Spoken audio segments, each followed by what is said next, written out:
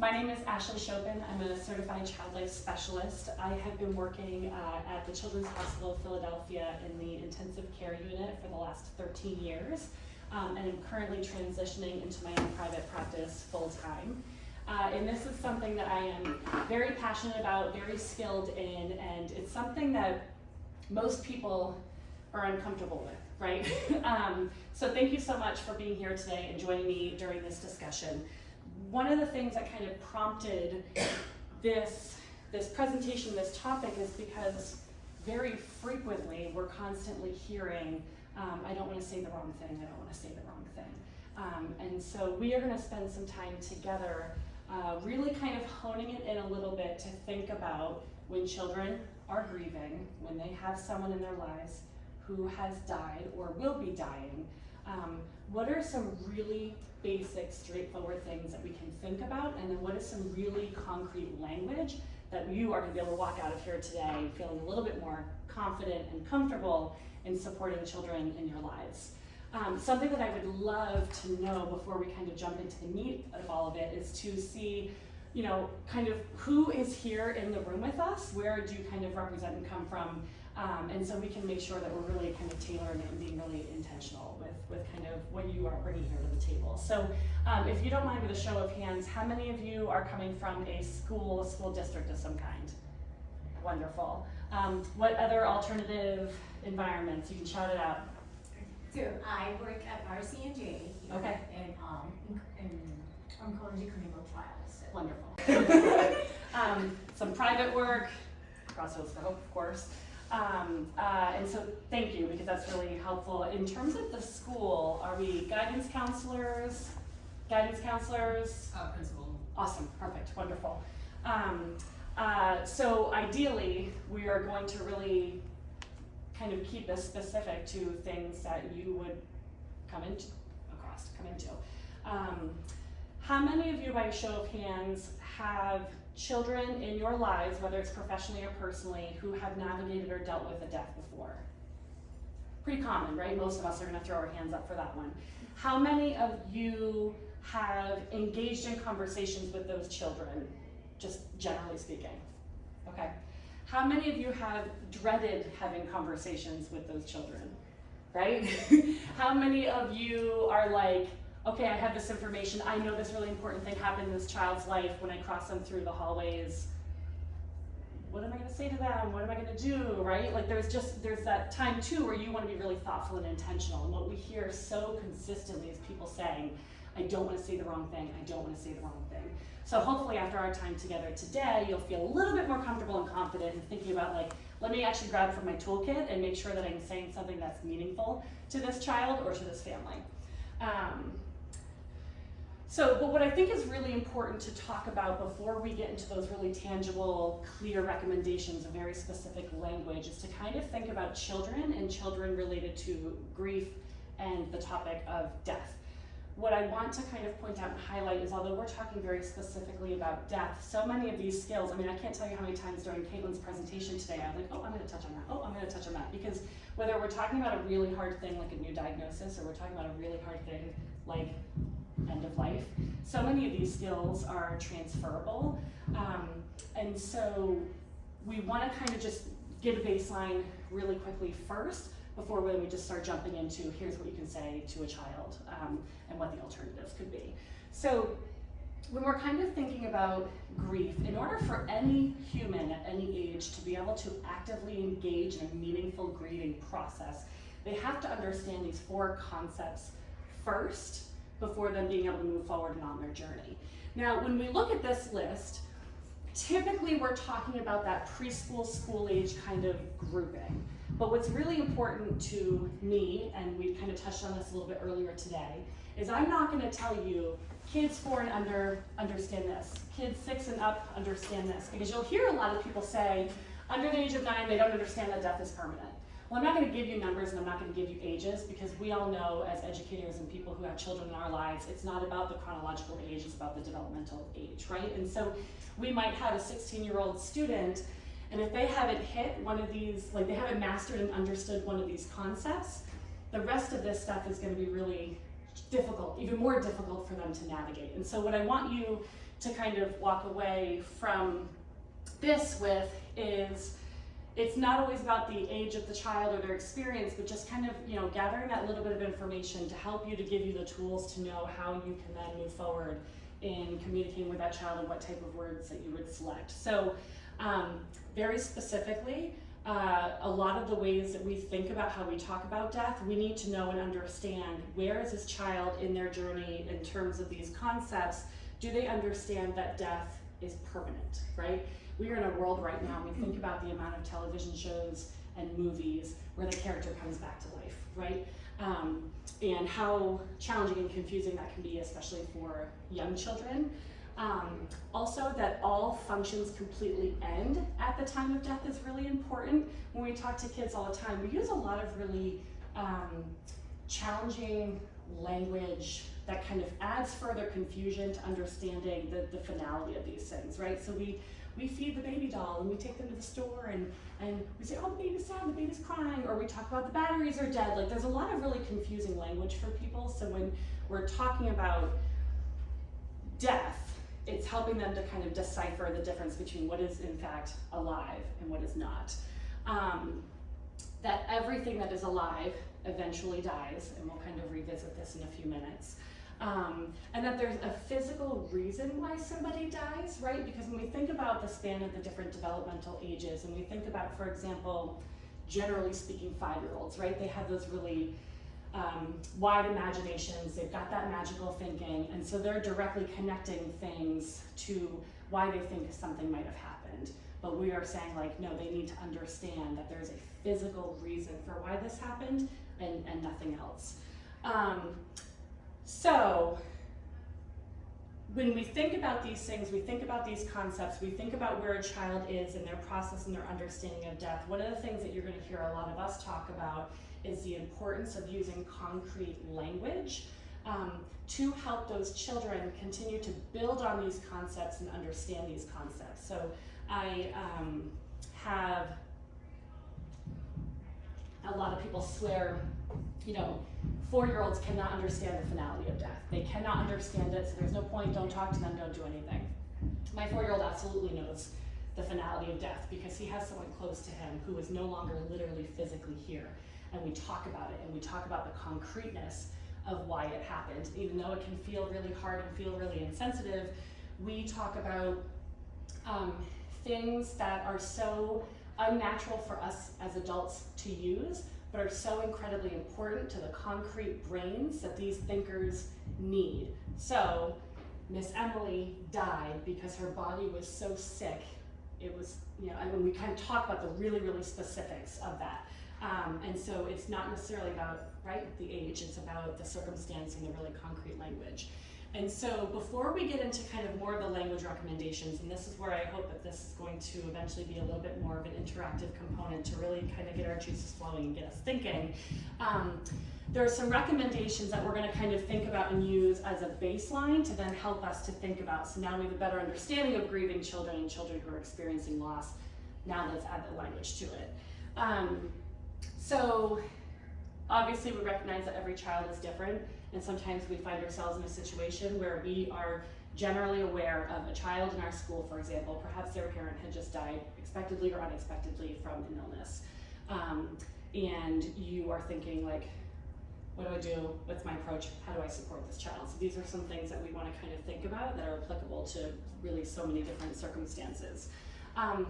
One of which is making sure that we're always sending the invitation, and I feel like there's a lot that I'm gonna like repeat, but I'm gonna say it anyway because the stuff is so important, is really promoting that invitation for a child to engage and to speak if and when they want to. I think one of the things that I observe the most is when children are creating something, maybe we're participating in an expressive outlet, and maybe they're creating a piece of artwork, right? So we're inviting them to do some things.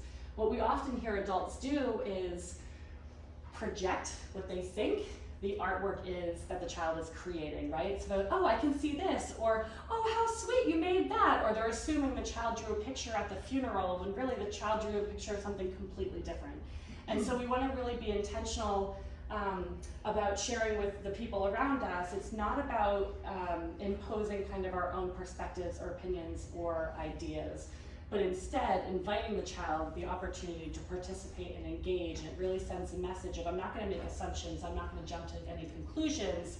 I am here to be with you, listen to you, and support you. So instead of making a statement or saying like, oh my gosh, that flower is so pretty, say, wow, it looks like you worked really hard on that. Can you tell me more about what you created there? And it tells them like, oh, okay, this person's gonna listen to me and not just, make assumptions or determinations of what they think. Paying attention to what a child could be feeling. I think naturally when we think of death, of course, the first thing that we think of is sadness, right? But we also want to be really thoughtful and in tune to the fact that kids could be feeling lots of really complicated feelings, right? So maybe a sibling of a child who had cancer is feeling incredibly guilty because they were so upset last week that their sibling was getting all of the attention and like, I wish they would just die so I could get the attention. And then, whoops, a week later this happened. And now this kid's processing some really complicated stuff. So those are things like we don't know what we don't know, and that's why opening the door for an opportunity for conversation is a really helpful and effective thing for young people. Anticipating, that's something that we were discussing earlier. What's your first name? Sarah. Sarah, we met at the lunch table earlier. We were talking about how incredibly important it is to be proactive versus reactive, right? And so when we think about working with young children, we want to anticipate and be thoughtful about what is this child possibly navigating, feeling, experiencing, whatever. And then how can I be intentional with my engagement and my support of them, and really kind of adjusting how I navigate this experience based on what I'm anticipating could be part of their experience without, of course, assuming or making any clear determinations. Obviously thinking about the child's developmental age, right? Young children process and understand death very, very differently than older children. Letting kids be kids. I think a lot of people really quickly speculate, oh, they're doing this, so they must be that, right? And they're making these assumptions. But really, kids need to be kids. And one of the things that was really standing out to me earlier today was, yes, we use play and we use fun to process and learn and as a healthy outlet. And the way kids navigate really hard things is actually through play. So when a child is navigating something really hard and within 5 minutes they're outside playing football with their friends, I promise you that's a very normal developmental response to a child who's now processing. And he might be yelling about the football, but his brain is turning. And so giving them that space and that outlet, and sometimes parents are like, what do I do, what do I do? Let them be a kid. Maintain as much of a normal routine as possible. Let them be a kid. And even though it hurts your feelings, it makes you feel sad that they don't look sad, they need to be a kid. Give them that space to do that. Acknowledging the death. I mean, how many of you, whether it's in your personal life, a friend, a family member, anything, how many of you totally hesitated to mention anything because you didn't want to bring it up, because you didn't want to bring up the emotions, ruffle the leaves? I do that at work sometimes too, and I have a colleague of mine recently who had miscarried not too long ago. And I had this full tug in my brain for 5 minutes because I genuinely wanted to check in with her, but I was like, well, I don't want to bring it up in the middle of her work day. That's gonna it's gonna mess her up. But we need to change that mindset, especially with young, or I say young children, with anybody of any developmental age. Because we continue to see that it's more and more upsetting if we do not acknowledge the death and we do not acknowledge the person. That shows them that the people around them are uncomfortable, the adults around them are uncomfortable, and that can cause more harm and further isolate them, and that can be really, really, really difficult for kids because little kids don't want to be different than anybody else, right? And they don't want to believe that people around them have actually forgotten about their loved one or the person that they care about. Yeah? I guess in terms of acknowledging the death, I know that there's one thing that I seem, and this might be just the way that I approach this working with adults, is language such as using "they passed away" instead of "they died." Yes. And I guess with kids, what is the proper term? I think I use "pass away" as a little bit of, to lessen the heaviness. Mm-hmm. But I guess kids can interpret that wrong. Definitely. Yes. So, okay. Great question, great reflection, because that is something that we have a very heavy focus on when it comes to supporting children. And when I had before very briefly touched on staying away from euphemisms and using concrete language, we use a lot of phrases as adults to comfort ourselves and each other that are very confusing for children. We'll touch on a couple of them on the next slide, but it is really confusing, and it's more upsetting and more scary for those kids. And so when I talk to adults about how we support and talk to children, I like give you permission to be like, okay, what would I say to my friend? And then probably not say that, right? Like say, what would I typically say, the cliche things? I think a lot of our nursing staff, so I'm still currently at the Children's Hospital, they'll be like, you know, it just seems so cliche, I don't want to say the wrong thing. And I was like, but it's not cliche if it's true and it's genuine and it's really coming from your core of like, I genuinely care about you. And so it is hard for parents to make that switch and understand the importance of that concrete language because it feels so insensitive. Like when I talk to families as a provider, and many of you will be in very similar positions, I literally say, this is going to be really hard because it's going to sound so insensitive and it's going to feel really painful for you to say, but I need you to say that grandpa died. When somebody dies, it means their body stops working. And parents are like, sorry, what? You want me to, like, that sounds awful. It does, but to a 4-year-old who genuinely has no ability to think abstractly, that is concrete, it is clear, and it allows them to get through that first concept we talked about so then they can continue to start moving forward in their grief journey. And so that conversation, that dialogue to say, like, we know that kids deal with hard things better if they have a true concrete understanding of what's happening, and we kind of take some of that fear out. With the euphemisms that I'm talking about, a lot of times that is related to religious beliefs and God or passed away, or I mean, everybody, lots of people use like, they're sleeping, that's terrifying. So we'll talk a little bit more about some of that language, but I think that is something that people very appropriately and very understandably are genuinely terrified to cross that bridge because we want to soften the blow. The blow has already happened, right? Or will happen. That hard thing is happening. We can't take that hard and that hurt away, but we can think about how we can be intentional about providing that extra layer of support. Thank you very much. Yeah.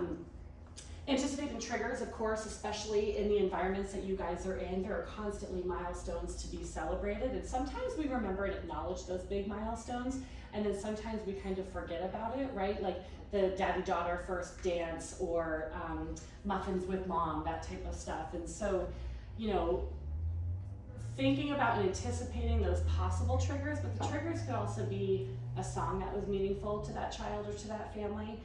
Obviously, you don't always know what the triggers are going to be, but the more you're kind of laying that safe foundation with that family, the more you can open the door and allow a safe space for that child to say, I need a break. This is really hard because we happen to be painting with my mom's favorite color, right? Like that type of stuff.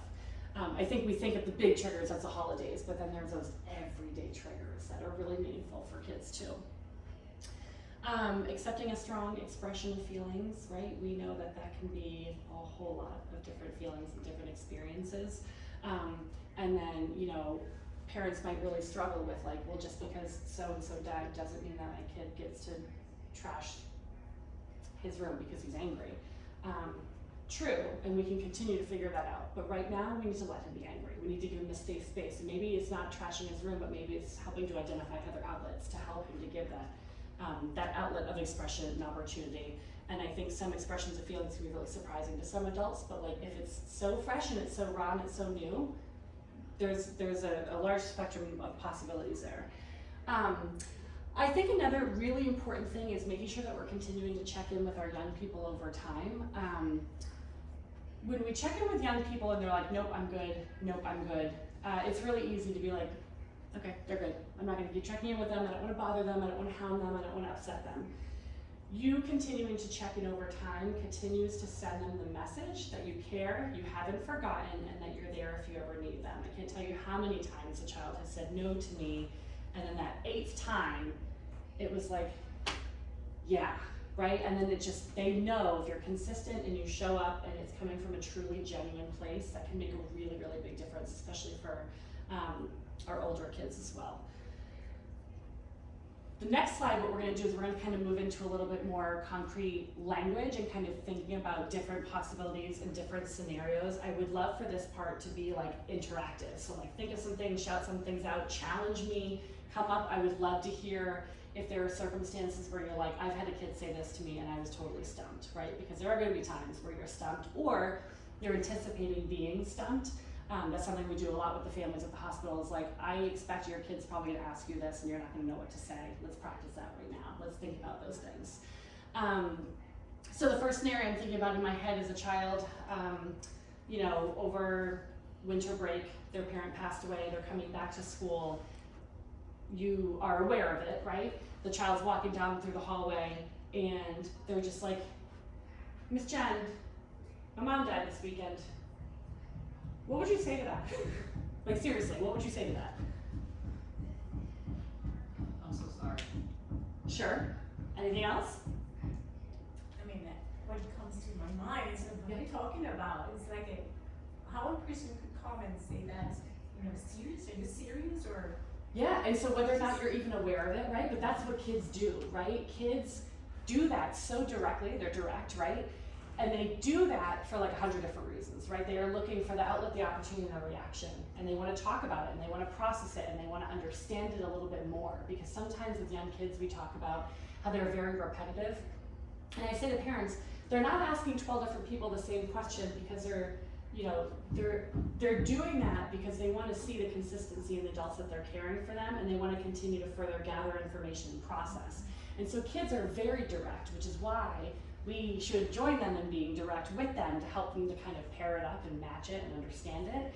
And so it is not unusual for a kid to say that and do that, and then you're like, so I'm gonna give you a response in a second. Go ahead. Yeah, I just know, like, in the beginning of my career, it was hard for me to be like, is this kid lying? Or are they telling the truth? Because I just expected a parent would call me before the kid coming to school and say, hey, just so you know, just make you aware, this child's grandmother died, or brother, or whatever family member. So at first, I would be like, is this kid lying? Totally. So like, who lies about something like that? But then then I realized, you know what, sometimes it's just how the family's dealing with it. Maybe they just don't want to bring it to the school or whatever the case may be. Have you ever had a child that said that and it was actually true without your heads up? Yeah. Yeah. So More than us being notified. Yeah. Which feels insane, right? But at the same time, as a parent, like one of what I do when I meet parents, I say, okay, you don't need to worry about that. Let's table that right now. Okay, put that out of your head. Okay, I got an expert for that. We'll deal with that later. And so like they need to focus on like, I don't know, functioning, right? And so it seems crazy that they forgot to call the school or have someone call the school, or if they don't have a professional worrying about the other kids, that can absolutely happen, right? And you're like, so that's a crazy loop, but it's very possible. Any other kind of responses or scenarios or anything? Yeah. I guess maybe if the kid, if you eventually get a call from some sort of family member later in the week, after a couple days have passed, and you've had that kid in class, and the kid's been acting completely normal and playing with and engaging with it and doing everything that would be normal as a kid, that would be an interesting response. That'd be a really normal response too, in some ways at certain developmental ages, which seems crazy because you're like, but think about it, our kids, especially at so many ages, their peers are more important than most of the adults in their lives, right? Or when they have a challenge or when they have an issue, they're gonna go talk to their peers. And during a time that is so unstable, right? Their world has, I mean, their ground's not rocking, right? It's broken apart. They're on earthquake grounds. They need the stability and the comfort and the predictability of their everyday normal routine. And so it's scary to think that like at that point the parent hasn't communicated anything and like, well, it's something we can't fix, but we do just figure out how to adjust and support those families. To an extent, that is okay and that is healthy and that is that space that that child needs at that time. I think if and when once you learn at that point, then it's like, okay, now let's shift and adjust because it's not normal that it's been a whole week and they haven't brought anything up. So let's partner with the family and partner with our mental health professionals to like work together on that. In response to my original question, I'm sorry is compassionate, it's normal, it's supportive, and it's a little cliche, it's what we do because we don't know what else to do, right? Like, we say it because that's what we've all said for so long. When I was younger, my mom died of cancer, and I stood there at the procession of her funeral, and 100 people walked by me and said, I'm sorry, I'm sorry, I'm sorry. And I got to the point as a young person, I was so uncomfortable, because I was like, why do people keep saying they're sorry? So I was starting to comfort those adults and say, it's okay, it's not your fault. It's okay, you didn't do anything wrong. It's okay. So, and not to put you on the spot, but it's something we have all said to everybody. I just said it to a friend the other day, and I thought long and hard about whether or not I was going to say sorry, she had lost her baby. And I was like, but in this moment I'm feeling really sorry, and that's okay for me to say, right? But as we think about things that are helpful and supportive, we can also kind of build on that, right? And expand on some of the phrases. So if a child were walking to school, they're walking through the hallway, hey, my mom died.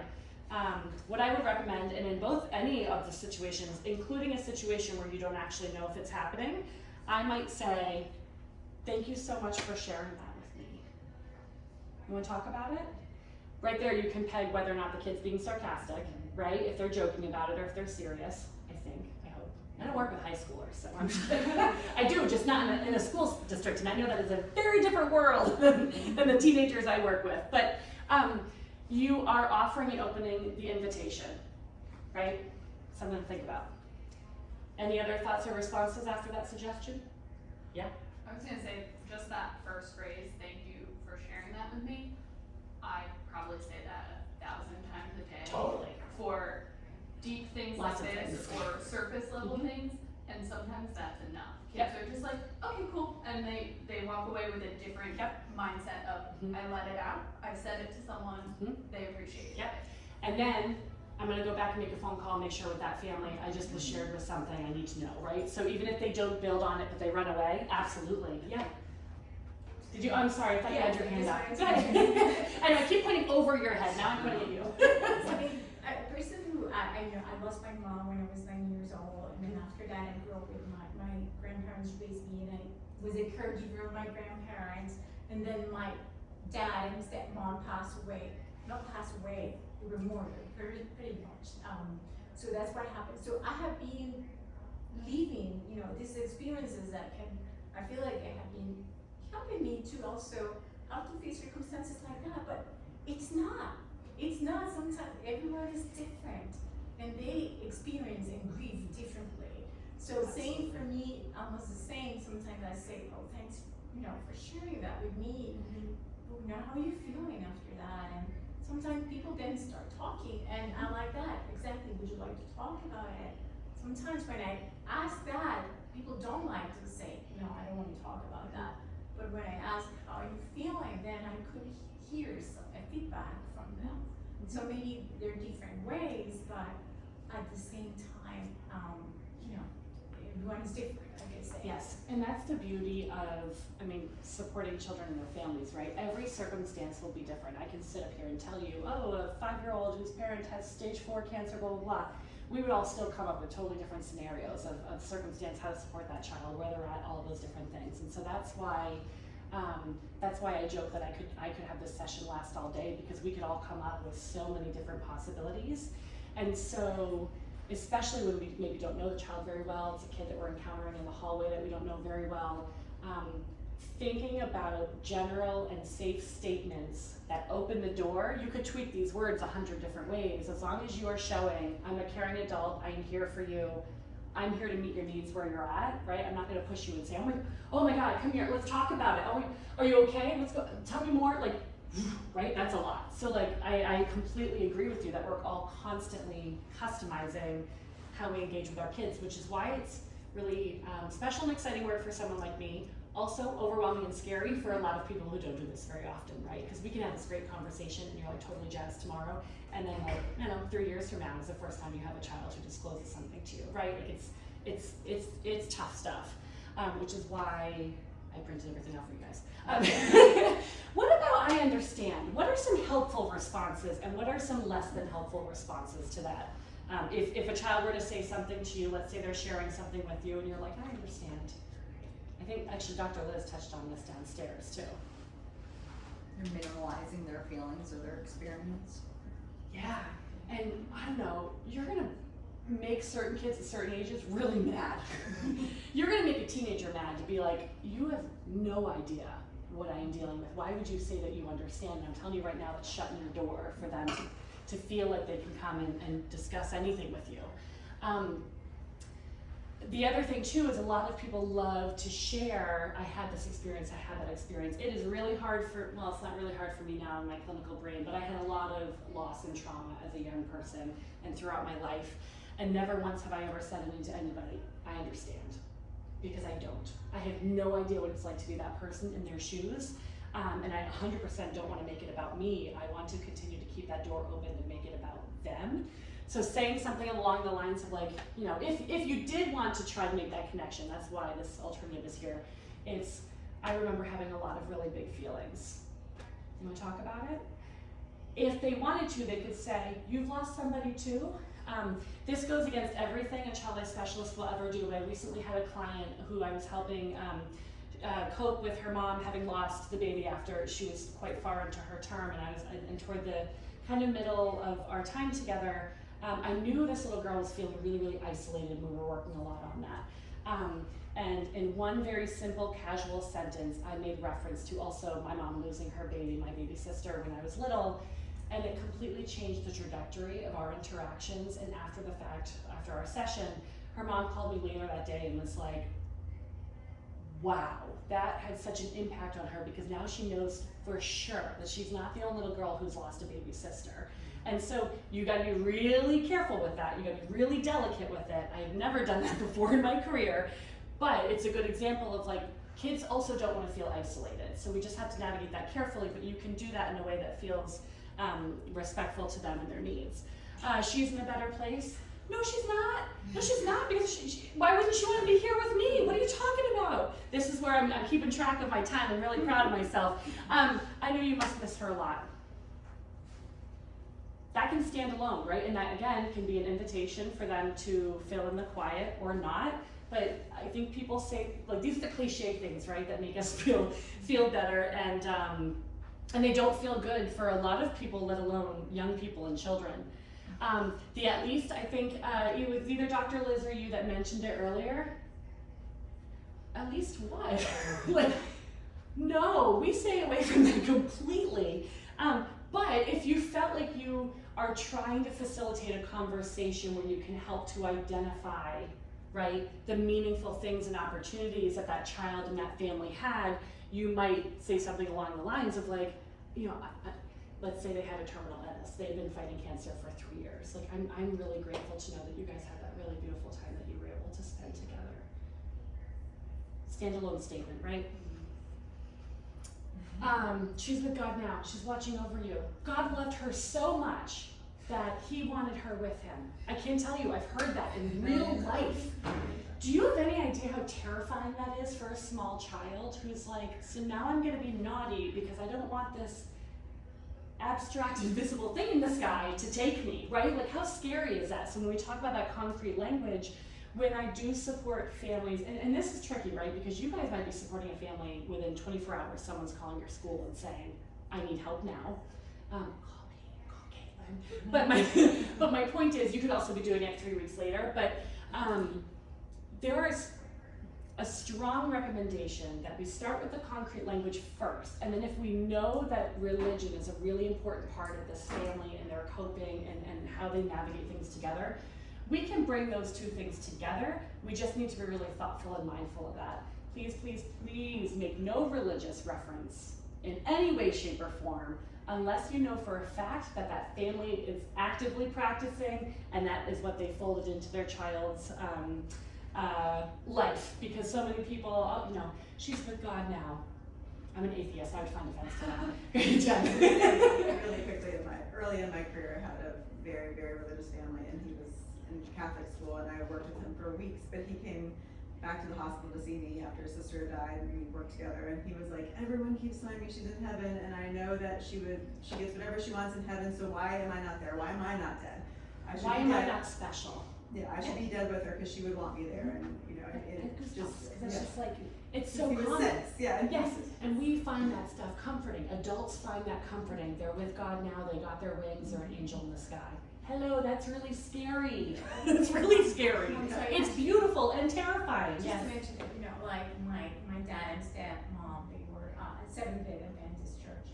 And of course, the way that if they die, they pass away, is that we rest and waiting for the second advent, right? So religious people that were at the funeral, they will see, you know, they're resting now, just, you know, to the second advent. So that was good to know. And so wait, exactly, but that was their lifestyle. That and you could hear that it's good, comforting. Yes, and we can honor that and honor the developmental understanding of a child. So I know I'm not here to teach you to coach parents through hard things, but I would coach a parent through the concreteness understanding and adding in our family, it helps our hearts to believe that X, Y, and Z, or what, you know what I mean? Like there's ways that you can kind of build and complement. And then watching over you, some kids at some ages, sure, that's lovely, that's sweet and nice if they're kind of at that age where they can understand it, but like my 5-year-old who's coping with my friend's loss is like, he keeps asking about like the new, like he's just asking really funny, complicated questions. This would confuse the crazies out of him. But her love is always with you, right? Because when we talk about love, love is not a tangible thing, it's a feeling, it's you know, time with somebody. Be strong, be brave, be the man, right? How many times have we heard young people be told to be the man? It is really hard when parents and family members, aunts and uncles are the worst at all these cliche things. They say all this stuff. So another alternative, what you're going through is really hard. And it's okay to let the adults know what you need. Take the pressure off that kid's shoulders to be the man, right? Because now all of a sudden he has to take place and replace his dad when he's 12 years old. And that's literally him carrying the weight of the world on his shoulders. I'm missing a slide. How to do that? I don't know. I wish I had more opportunity to dialogue that slide, but I knew this was gonna happen, these breakout sessions, awesome. So the end of my, let's call this a spiel, is it's okay in the moment if you're like, shoot, what did I learn, or what did we talk about, or what, at the end of the day, being a supportive presence and being a caring human is the #1 and most important thing that you can bring to the table for these people, for these families, for anybody who's navigating loss. I am a really big fan of The Rabbit That Listened. Who's familiar with this book? Anybody? Child is Specialist, of course. I highly recommend, especially depending on the different developmental ages that you work with. This book is a book about empathy and truly showing up and being there for somebody when they're navigating a really hard thing. It is not at all specific to death, which is why I like it, because it could be about any big emotions that a young child feels, preschool, school age. Essentially what happens is something really hard happens in this kid's life. His blocks get knocked down. And so it's a safe, but it's a great metaphor for kids who are navigating a really significant loss. Every page, a new buddy comes along and they try to fix it. You should be mad, scream at me. Let's make a joke out of it, it'll be funny, right? And so they all try to solve the problems, and then the rabbit comes along, and he just sits there. And then he gets a little closer, and he just sits there. And then the little boy starts going through the process that he needs to go to process and navigate and deal with his grief and his loss. I will say too, if you're a hands-on type of educator, because I love a good Lego project, this is a $1 sock from the dollar store filled with some beans, and I made a bunny rabbit with my most recent client because now she has a bunny in her home as a friendly reminder that like sometimes when we don't know what we want or need, we just need to be, and we just need to say to our adults, like, I just want you to sit with me, but I don't want to talk about it. I think my time is up.